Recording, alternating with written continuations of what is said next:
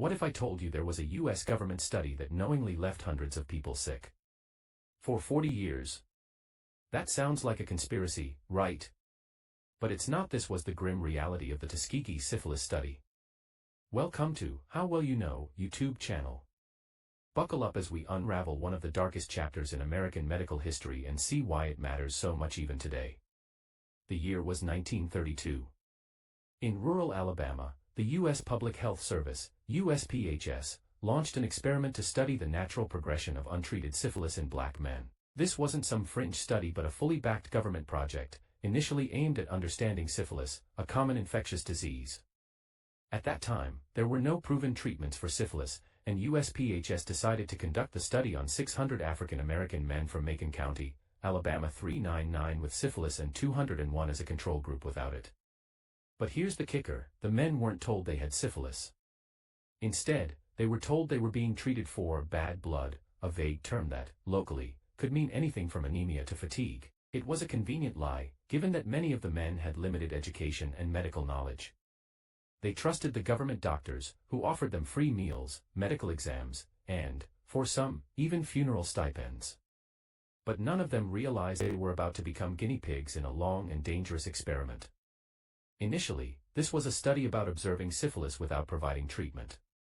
But even when penicillin, the highly effective cure for syphilis, was discovered in the 1940s, the men in the study were deliberately left untreated. The USPHS wanted to continue monitoring the effects of untreated syphilis, so they withheld the cure. Can you imagine being so close to a cure but being denied it for the sake of science? Not only were they denied treatment, but the study also took steps to prevent these men from seeking it elsewhere.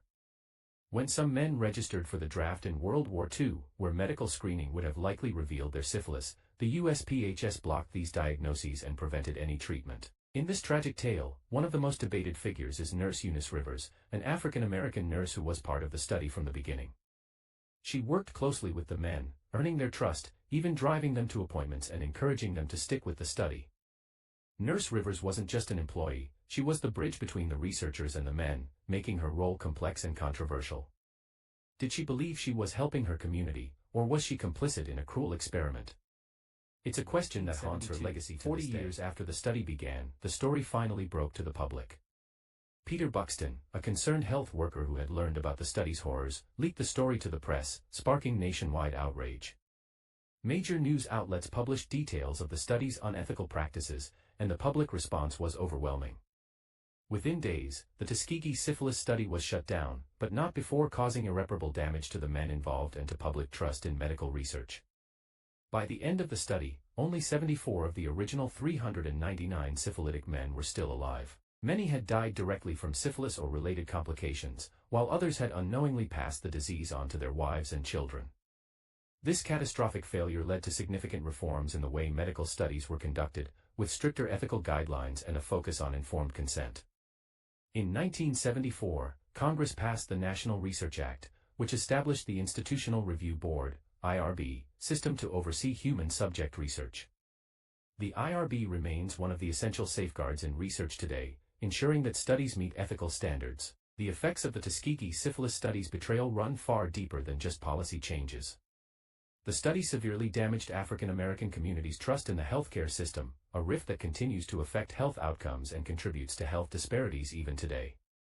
Many people of color remain understandably wary of clinical studies and healthcare interventions, and that mistrust can be traced right back to Tuskegee. It wasn't until 1997, 65 years after the study began and 25 years after it ended, that the U.S. government issued an official apology. President Bill Clinton acknowledged the wrongs done to the men of Tuskegee and expressed the nation's regret. While it couldn't undo the damage, it was a step toward acknowledging and understanding the dark history that the study represented. So what can we learn from this horrific experiment? The Tuskegee Syphilis study is a reminder of the importance of ethics, transparency, and respect in science and medicine. It's a warning of what happens when medical science loses its humanity. If this story shocked you, don't forget to subscribe to our channel for more deep dives into history's most powerful, and sometimes painful, lessons. Thanks for watching, and let's make sure history like this never repeats itself.